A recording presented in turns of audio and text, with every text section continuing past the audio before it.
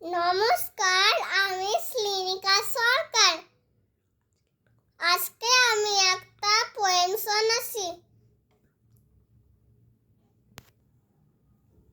নামটা মোটিবিল, লিখেছেন রবীন্দ্রনাথ ঠাকুর।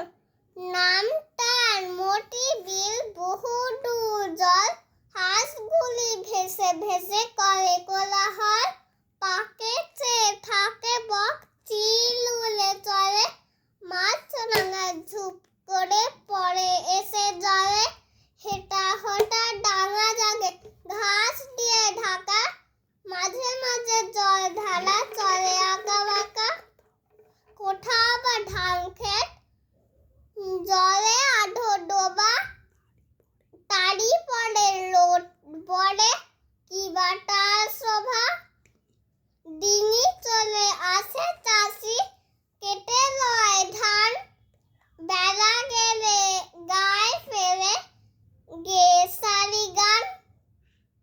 নমস্কার। মোষ নিয়ে পার হয় রাখালে ছেড়ে, বাঁশে বাঁধা জাল নিয়ে মাছ ধরে জেলে। নমস্কার। নমস্কার।